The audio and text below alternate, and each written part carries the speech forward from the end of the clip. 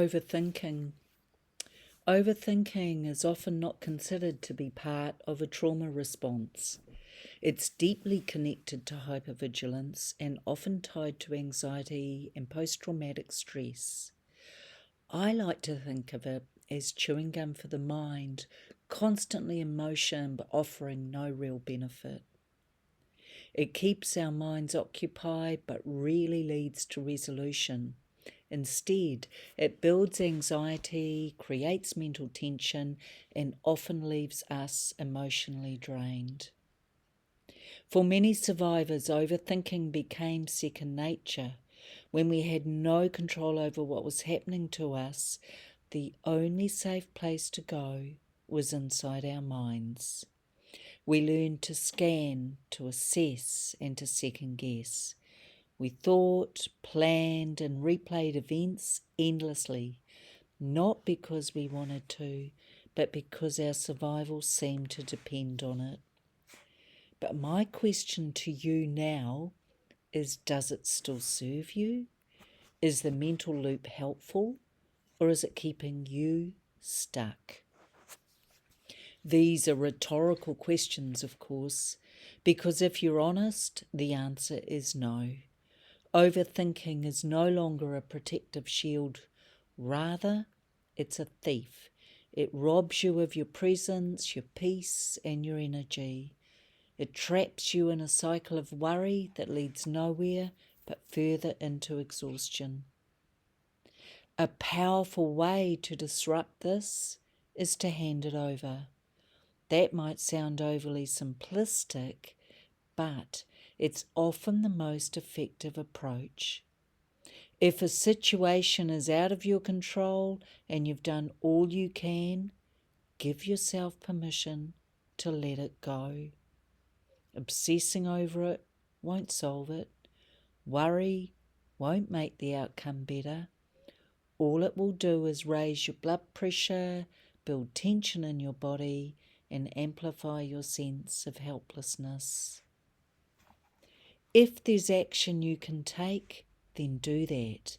But if not, then continuing to loop through the same thoughts only reinforces your sense of anxiety. You're essentially running circles in your mind, believing you're solving something, when in fact, you're just ramping up the adrenaline in the body.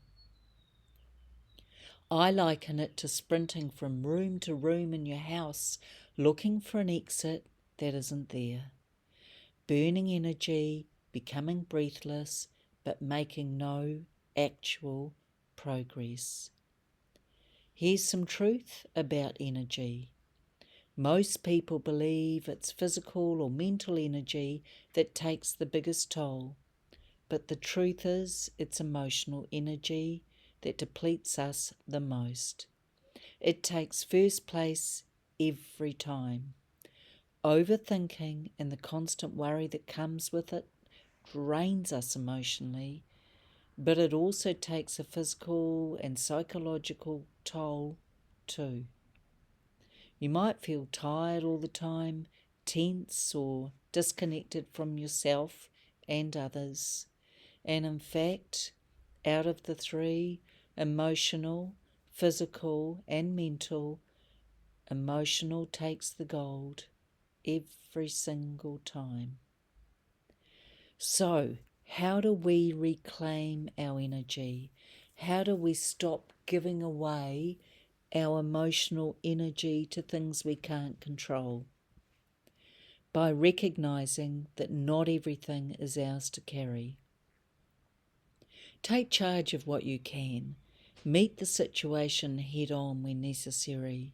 But for those things that lie beyond your control, let them go. Start to believe that letting go isn't weakness, it's wisdom. It's a strength born from knowing you deserve peace more than the illusion of control. You're not superhuman. You're not meant to solve every problem or anticipate every outcome. You're allowed to be here in this moment without fixing everything. That's where real freedom lies. My hope for you is this. a chance to breathe, to pause the mental loop, to reclaim the power you've unknowingly handed over to your thoughts. You are in charge of your mind. You are in charge of your thinking. You are in charge of what happens next. You didn't have that power as a child, but you have it now, and that changes everything. So take that power back, quiet the noise, and step into the peace that is rightfully yours.